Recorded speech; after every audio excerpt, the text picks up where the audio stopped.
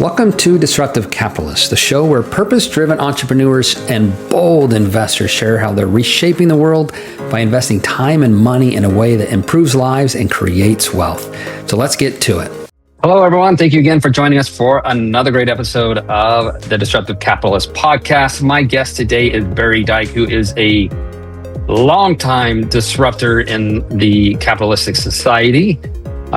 He's the president of Castle Asset Management, a fiduciary advisory firm that specializes in holistic macroeconomic planning. With more than 40 years of experience in financial planning, Barry is a rare voice of truth in this industry clouded by institutional interest. Ain't that the truth? He strives to provide effective and efficient wealth creation for his clients, allowing them to achieve their goals for retirement and beyond and not be succumb to all the Wall Street nonsense, the greedy monsters. Barry, thanks for joining the show. Tim, thank you so much for having me. It's always great to see another light in the darkness, because as you know, the monsters out there are really out there, and they're out with a vengeance, and now they want to, corrupt our retirement plans even more. They want to stuff cryptos and alternative investments and the whole thing into people's retirement plans. And, Sam, we're the number one economy in the world. Okay. There's no question about that. We all know that. Yeah. We're also the number one capital market in the world, Sam. Mm-hmm. In other words, we can raise more money than anyone else, which is fantastic. But in the top 30 countries, Sam, where do you think we are in terms of retirement preparedness? In other words, how does the U.S. stack up in comparison to other industrialized countries in the top 30? And we've never discussed this, and this is information in my new book, but I would say we're like number 30 in the top 30. Whatever the last number is, that's where we're at. Bingo! You won. You get the door prize. So as I say, you gotta send me your sale address, so I'll send you the book. No, I couldn't believe this. So, if you can believe it, now you're in Texas. So if you can believe it, Sam, do you know that Mexico has a better retirement system than the U.S.? I have no doubt. The retirement system that was sold to Americans during the, World War II, post-World War II era was a amazing dream. And later on, people turned that into a gigantic lie and just cut off a lot of the baby boomer generation. So screw them all. Yeah. Just to make money. And so this is the thing today. And is that, if you're rich in this country, you're going to be fine. If you're rich, you're going to be fine anywhere. Or if you're, a union, a government employee, you're going to be fine. Otherwise, you're on your own, man. And it's, there is and so it's getting worse. When I started tracking this, Sam, about 3-4 years ago, now this is not me speaking, all right? There's a actuarial firm, probably one of the top actuarial firms in the world. It's called Mercer, and they're based out of Australia, and they've been doing a retirement index, pension retirement index, for 16, 17 years. So this is not me. So what we're seeing is that when I started tracking this, Sam, we were like number 20, okay, in the top 30. Then we went to 22. Then in 23 or 24, we were at 28. And now we're 30.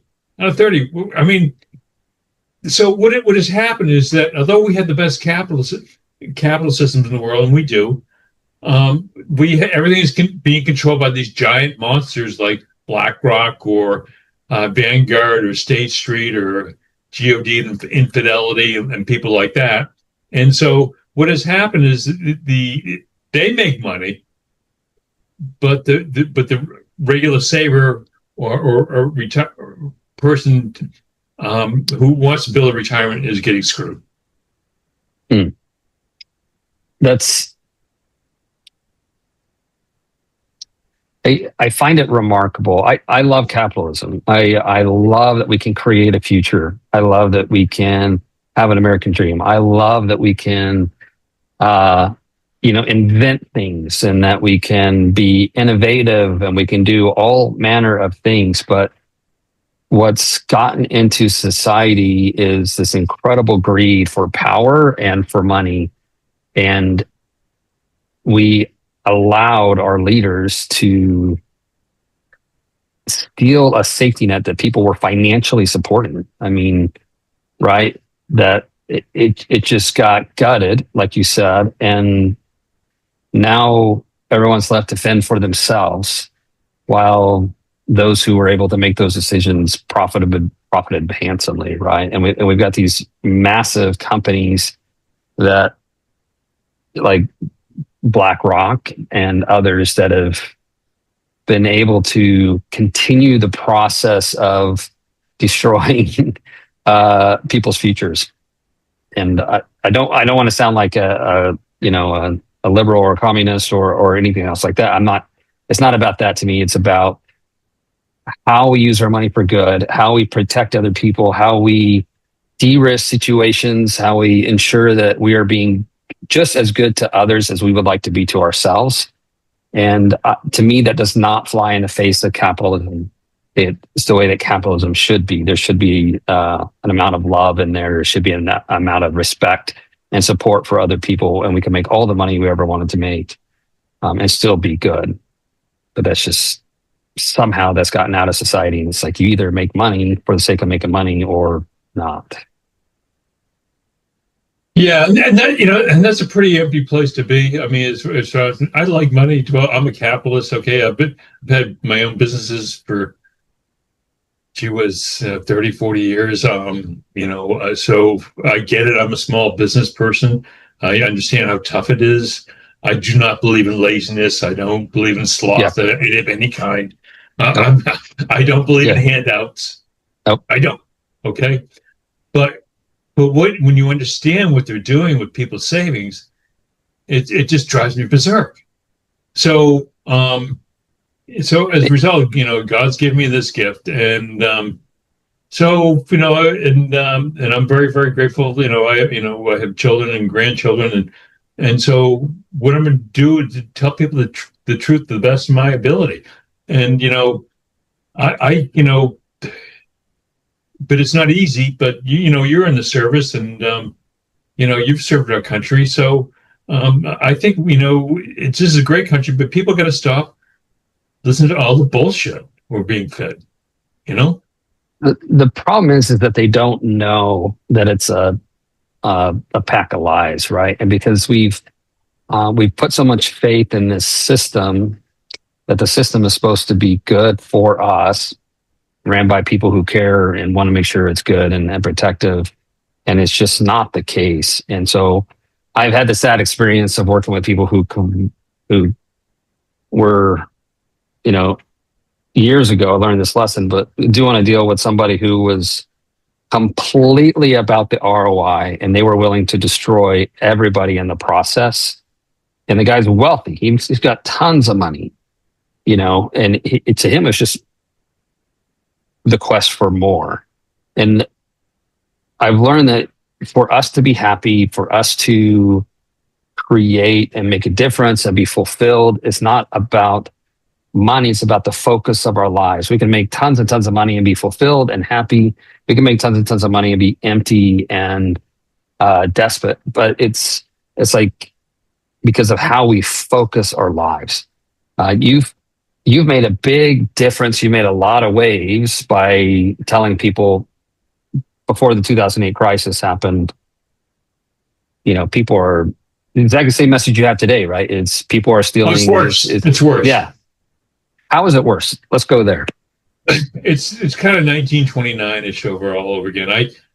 They call it now democratizing investing. And, there was a guy, I forget what the guy is, Charles Miller, whatever, prior to 1929, he was the guy who wanted to get everyone into the stock market, and this is, prior to like the 1920s, Sam, The typical American thought debt was evil. But Yep. make a long story short, General Motors, was able to finance people with cars, which was a good thing. So then Wall Street took this idea and said, hey, if we can lend money to people to buy automobiles, we can let them borrow money to buy stocks. So this was called kind of like investing for every man and wealth for everyone. Okay. We heard this shit before. Okay. Yep. And so what we're seeing, and it was kind of called democratizing investing. Okay. Well, guess what? That's what they're saying again. They want to put cryptocurrencies and alternative assets like private equity or private credit, which is you can't. There's no, which is a lot of this is crap. Now, I'm not saying institutional investors can't handle this, because some companies I deal with, they do buzz, but the average person can't deal with this crap. Okay. Right. But this is what they want to, and I voted for the guy in the office right now. Okay. Full disclosure. Okay. But the whole thing of the idea of putting this stuff into people's retirement plans, I mean, we're already worse. I mean, what do we want to get? What do we want to get, like the Philippines or Indonesia? We're in the running, So, so that's what you happen. So and then of course, the reason why I say it's always the debt, Sam, that brings countries into a jam.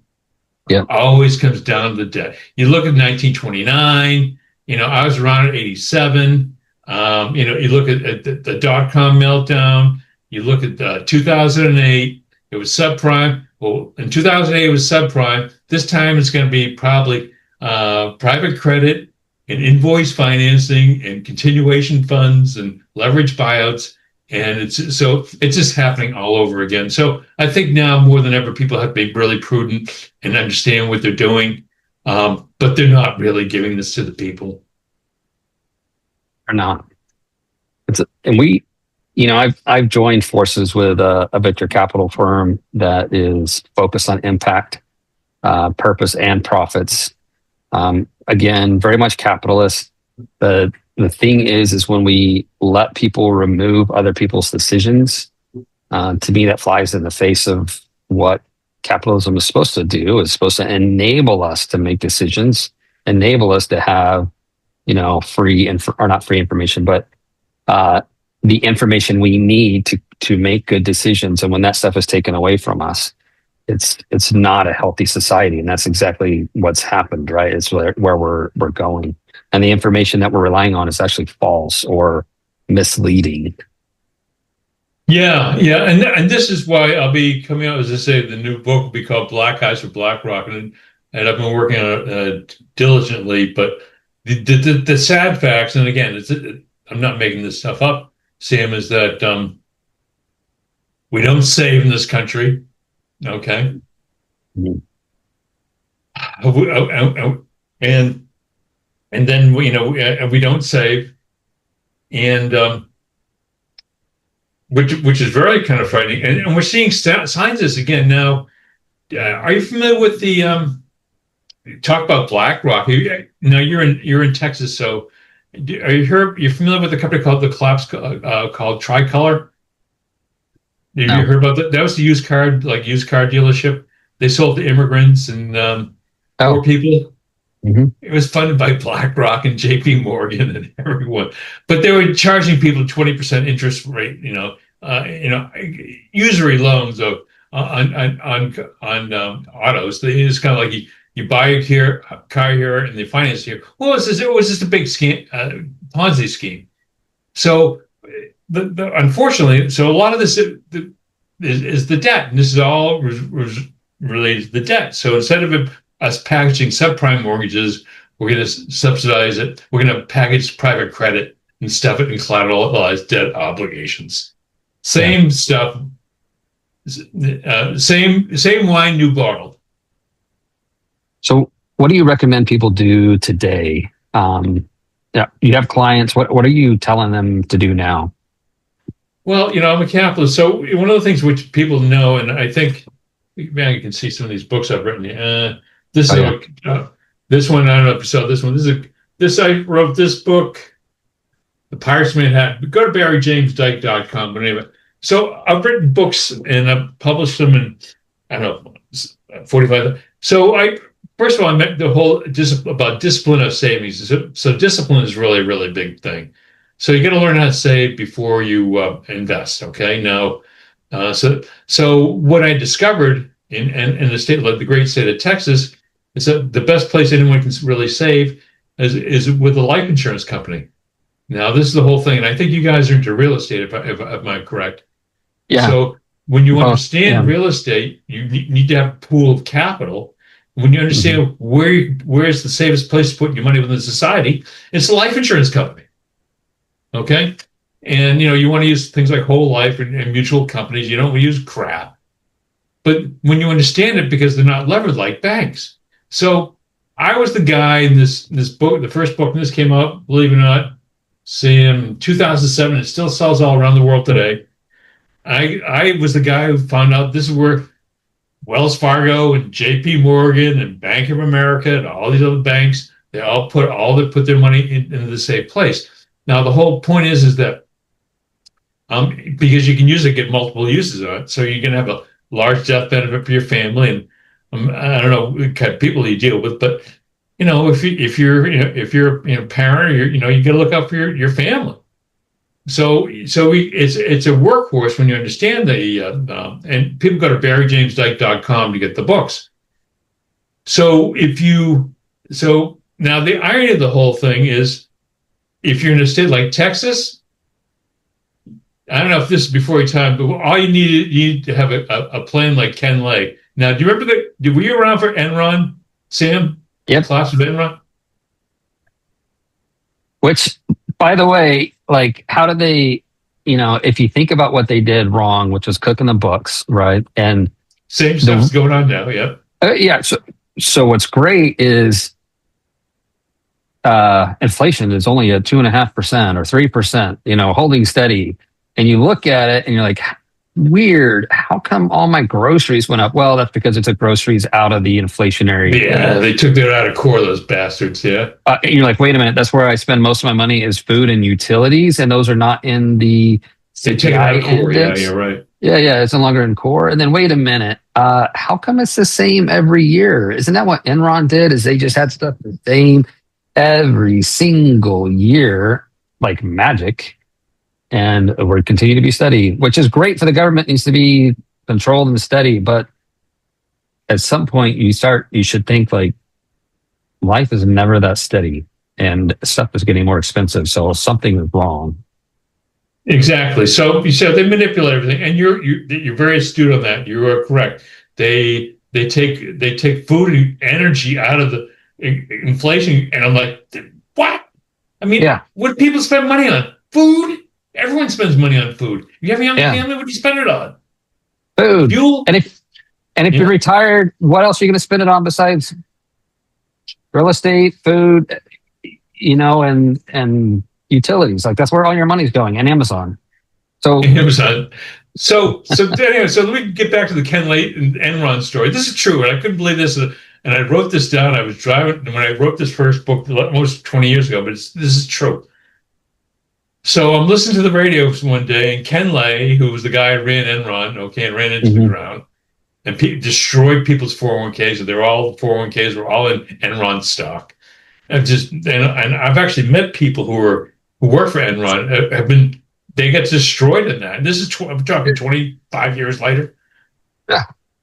So, but when Ken Lay left Enron, he had like $13 million in key man life insurance, and like 4 or 5 million in annuities, when he left Enron. Now, and so when he died in Colorado, he died of a heart attack at a relatively young age, I think around 63 or something like that. He died, so he had like 13 million in assets and $13 million in liabilities, so they wiped each other out at death. But he had $13 million in life insurance and like another 3 or 4 million in annuities. And in the great state of Texas, they're exempting the claims of creditors. So although he bankrupted a company for millions of dollars, his wife, Linda, got like 13, 14, 15 million dollar income tax free and protected in the great state of Texas. Now, it's different from state to state, okay? Yeah. But Texas is a great state, great asset protection state. Florida is good. Arizona is good. New York's pretty good. I'm in New Hampshire. You don't even get a box of tools, but so Yeah. They're taking everything. So they take everything in this state. But my point is that, yeah. So when you understand that, so not that life insurance is a benefit all, but the whole thing is all the banks are doing this, and guess what? All the major corporations are doing this too. They're all doing it. They're all doing it. And will you hear that in the media? No. Yeah.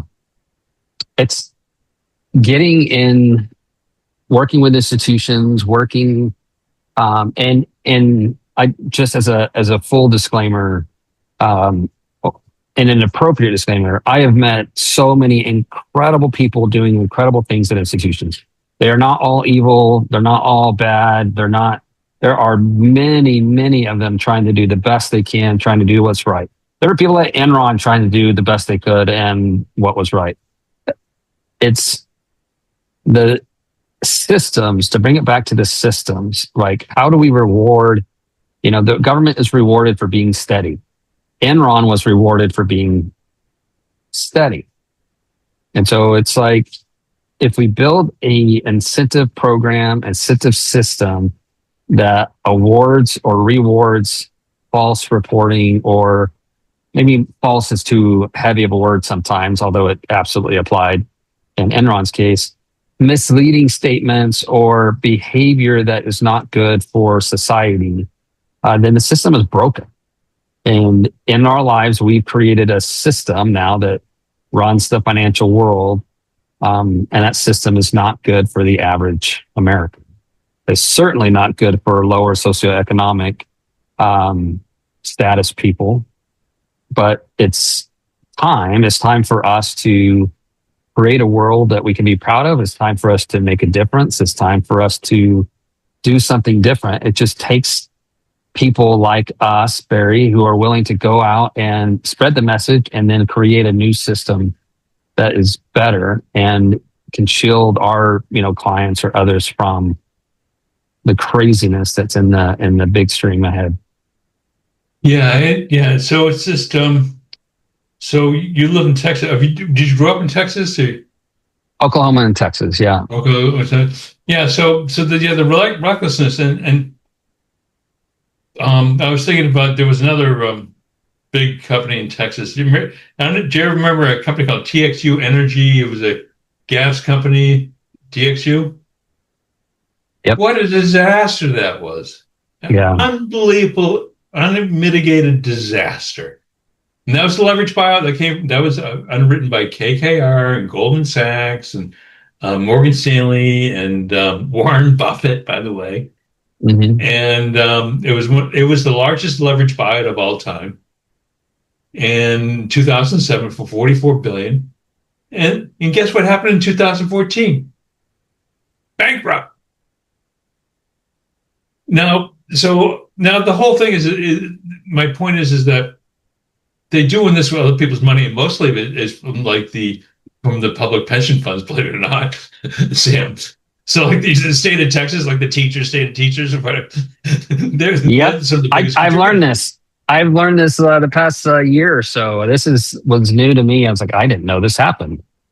And it was because we met people at these big, giant teachers funds, retirement funds, placing capital and big capital into risky investments. And I was just like, this is interesting. I didn't know this happened. No one does, but I do. But now you know. Do you want me? So no, and that was the whole thing. So the only real pensions left for regular people, for the working guy, if you will, are for teachers, firefighters, and the whole thing. And I have tremendous respect. But the thing is that if they don't have to worry about the risk, if you will, Sam. In other words, is that because they're guaranteed an annuity when they retire at a certain age, whether it be 62 or 57 or whatever the case may be. Mm-hmm. It's the pension plan that bears all the risk. Yep. So there's really now the irony of the whole thing is that Wall Street has learned how to get into all this stuff, when they have, but boy, do they want it. But now even these pension plans are saying, we got too much of this crap. We got to get out of this stuff. Even Yale, Harvard, they got to sell this stuff because they're running it through the cat. Yep. So now they want to get the retail investor into this stuff. And guess what? If it's in a retail account and a 401k, guess what? The only protection there is, Sam? None. Barry, thank you for sharing the good word. And, I don't want to scare people. We want people to be aware. I grew up in rural Oklahoma. I didn't know anything about this stuff. I didn't learn anything about it in high school. Nobody does. It's been our past 6 years for me of getting into this institutional world and learning about how institutional monies move, the types of investments they have, and so forth, that it's just been incredibly eye-opening and surprising to me. And I've just had to shake my head sometimes. So thank you so much for sharing that good word.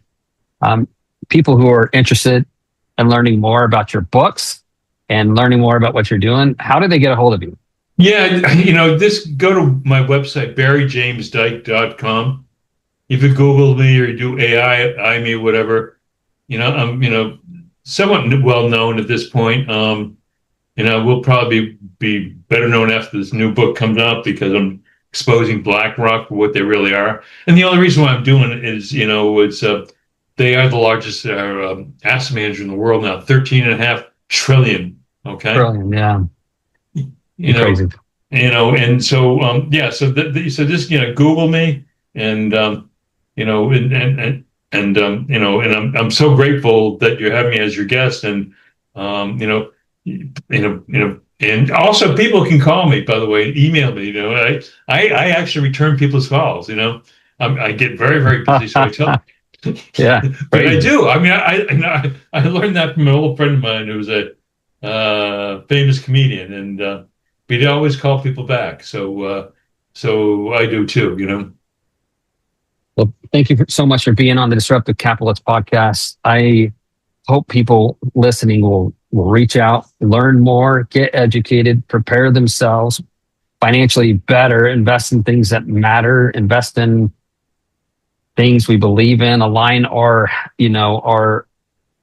morals, our beliefs with the way that we spend our money, which is a new and novel thing. It's the way it always should have been. It's the way you've been preaching for a long time. And thank you. Thank you for being on the show. Thank you so much, Sam. If this episode shifted your thinking, then share it with someone bold. And remember, capital is a tool. Use it to build a world you are proud to live in.